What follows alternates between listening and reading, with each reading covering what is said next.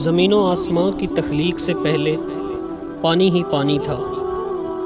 چنانچہ اس کی طرف اشارہ کرتے ہوئے قرآن مجید میں فرمایا، اللہ کا عرش حکومت پانی پر تھا، پھر اللہ تعالیٰ نے زمین و آسمان بنائے۔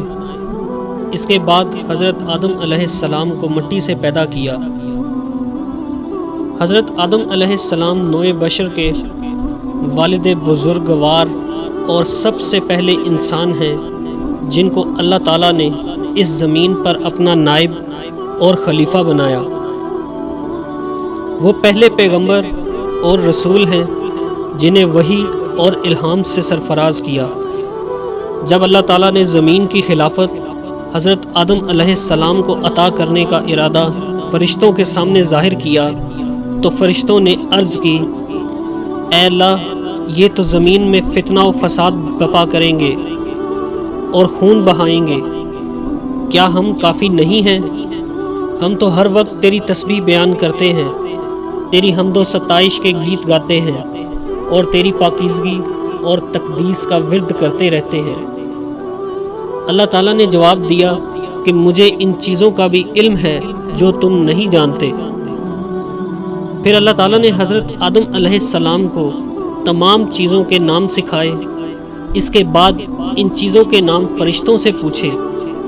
فرشتوں نے اظہار و عجز کا مظاہرہ کرتے عرض کیا کہ اے اللہ، ہمیں تو وہی کچھ معلوم ہے جو تو نے ہمیں سکھایا۔ تجھے ہر شے کا علم ہے، ہر چیز کی خبر ہے، تیری ذات و حکمت دانائی کا سرچشمہ ہے، ہم تیرے علم و دانش کو کیوں کر پہنچ سکتے ہیں؟ اللہ نے حضرت آدم علیہ السلام کے سر پر انسانی شرافت اور بزرگی کا تاج رکھ کر انسان کو اشرف المخلوقات قرار دیا۔ پھر فرشتوں سے کہا کہ سب آدم علیہ السلام کی فضیلت اور بزرگی کا اعتراف کر کے اس کے سامنے آداب بجا لائیں، اس کے علم و فضل کے حضور میں سرنگو ہو جائیں۔ خدا کے حکم کی تعمیل کرتے ہوئے تمام فرشتے آدم علیہ السلام کے سامنے سربجود ہو گئے۔ البتہ ابلیس نے آدم علیہ السلام کے سامنے جھکنے سے انکار کر دیا۔ انکار کی وجہ یہ بتائی کہ آدم علیہ السلام کا خمیر مٹی سے اٹھایا گیا ہے اور مٹی کی فطرت زمین پر گرنا ہے، اور مجھے آگ سے پیدا کیا گیا ہے۔ آگ کی سرشت یہ ہے کہ شعلہ زن ہو کر بلندی کی طرف پرواز کرے۔ آگ مٹی کے سامنے کیوں کر سرخم تسلیم کرے؟ تکبر و غرور نے ابلیس کو خدا کی نافرمانی پر اکسایا۔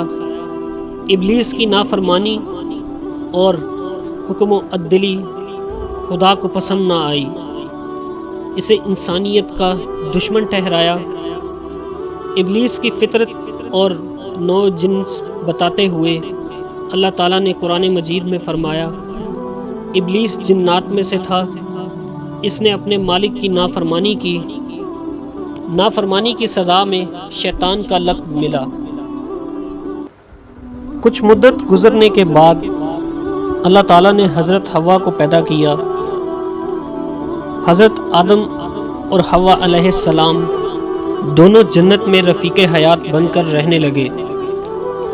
اللہ نے حکم دیا کہ اس جنت میں جو چاہو مزے سے کھاؤ، مگر اس درخت کے پاس جانے کی اجازت نہیں۔ لیکن شیطان نے انہیں بہکایا، وہ خدا کے حکم کی خلاف ورزی کے مرتکب ہوئے۔ نتیجہ یہ ہوا کہ حضرت آدم اور حوا علیہ السلام اس مزے کی زندگی سے محروم کر دیے گئے۔ امن و چین کی زندگی ان سے چھین لی گئی۔ علماء کرام میں اختلاف ہے کہ جس جنت میں حضرت آدم علیہ السلام اور ان کی رفیقہ حیات حضرت حوا ٹھہرے، وہ کہاں تھی، زمین پر یا آسمان پر؟ امام ابو حنیفہ رحمۃ اللہ علیہ کا قول ہے کہ یہ جنت زمین پر ہی ایک مقام تھا جہاں اسے آسودگی اور امن و چین میسر تھا۔ بعض مفسرین نے اسے آسمان پر بتایا ہے۔ کچھ کا یوں کہنا ہے کہ یہ جنت خلد سے الگ تھی، اور بعض نے اسے جنت خلد ٹھہرایا ہے۔ بہرحال قیاس یہی معلوم ہوتا ہے کہ یہ جنت جس میں حضرت آدم علیہ السلام ٹھہرے رہے زمین پر تھی، کیونکہ حضرت آدم علیہ السلام کی پیدائش سے پہلے اللہ تعالیٰ نے فرمایا تھا میں زمین پر ایک نائب اور خلیفہ مقرر کرنے والا ہوں۔ بہرحال یہ ایک تحقیقی اور علمی مسئلہ ہے، ایمانیات میں سے نہیں ہے۔